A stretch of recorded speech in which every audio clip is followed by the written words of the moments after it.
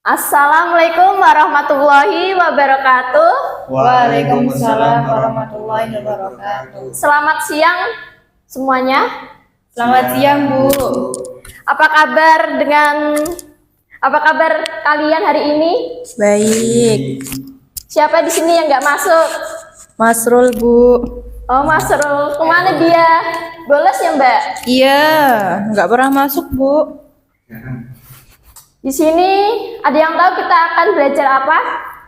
Hukum, saya, Bu. Ya, Hukum macam-macam air.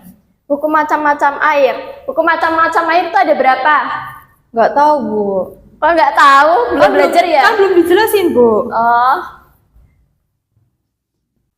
Di sini hukum macam-macam air itu ada 4. Yang pertama air mustakmal, yang kedua air mutanajis, yang ketiga air musamas, yang keempat air mutlak.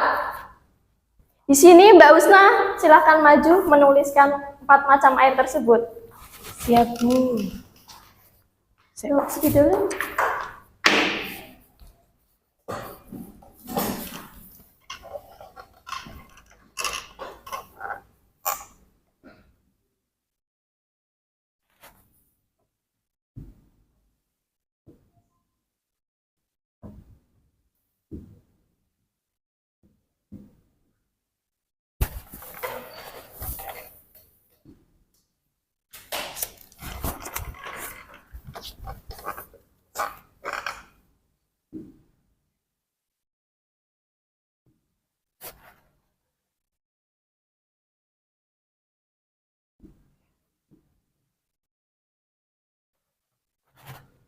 Sudah, Bu. Di sini hukum macam-macam air itu ada 4. Yang pertama air mutlak, air musamas, air mutanajis, sama air mustakmal. Air mutlak itu ialah air yang suci mensucikan, yang tidak merubah rasa, bau, dan bentuknya. Contohnya air mutlak itu ada 7. Yang pertama ada air sungai,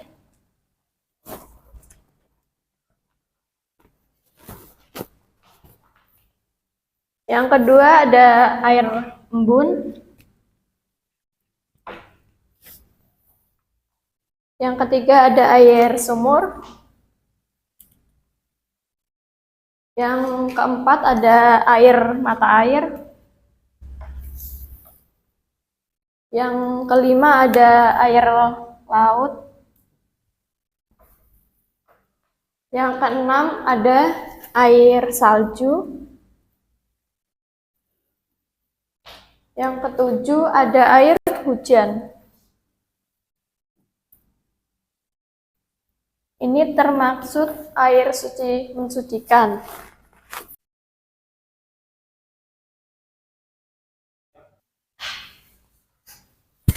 Yang kedua ialah air musamas. Air musamas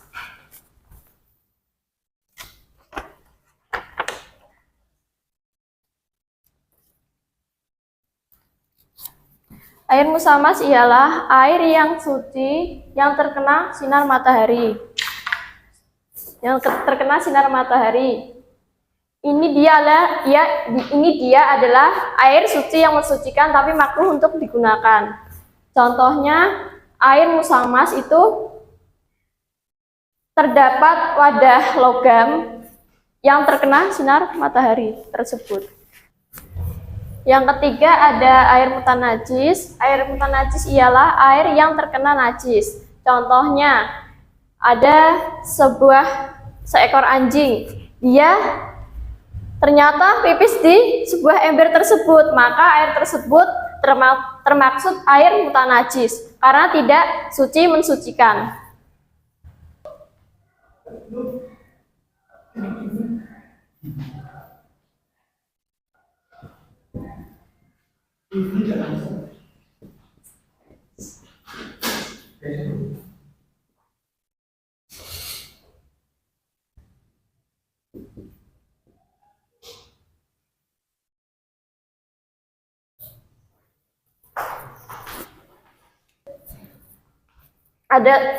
Ini ada contoh lagi dari air mutanajis.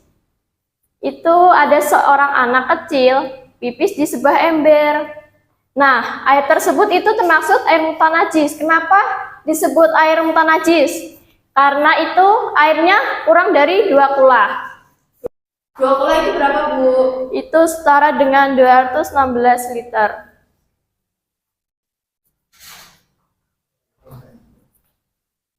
Di sini yang keempat ada air mustakmal. Air mustakmal ialah air yang suci tapi tidak mensucikan.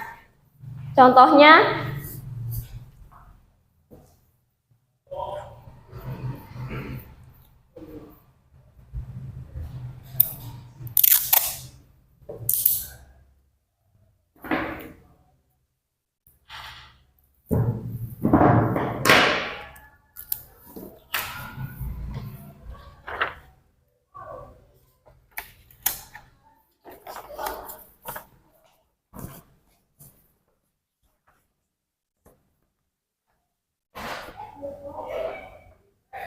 di sini ada orang berwudu. Wudu tuh orangnya tuh menggunakan air suci. Nah, ternyata di bawahnya tuh ada ember. Nah, itu termaksud air mustakmal. Air suci tapi tidak mensucikan. Yang di bawah itu air mustakmal. Contoh lain dari air mutlak. Di sini terdapat air mutlak. Air mutlak kita masukkan. Nah, ini contoh air mutlak, tidak kemasukan benda apapun, masih jernih. Dan di sini kita masukkan sebuah teh ya.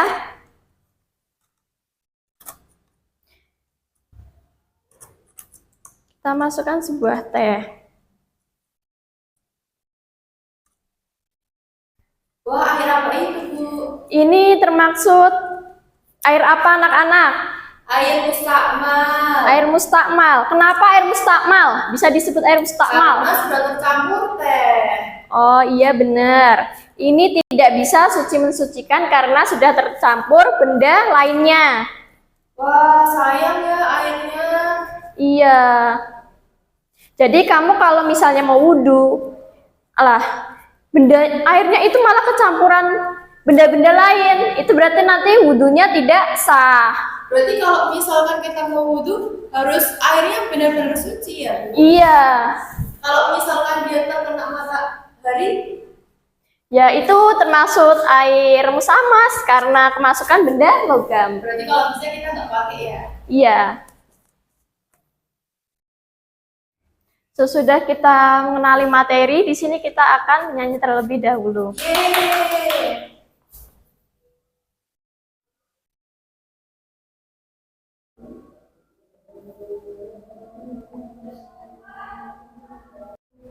Di sini kita akan nyanyi bareng-bareng ya.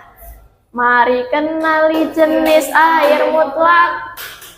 Mari kenali jenis air mutlak. Air suci mensucikan yang sah untuk digunakan mandi, hadas, wudhu, dan juga istinja. Air mutlak ada 7 jenis.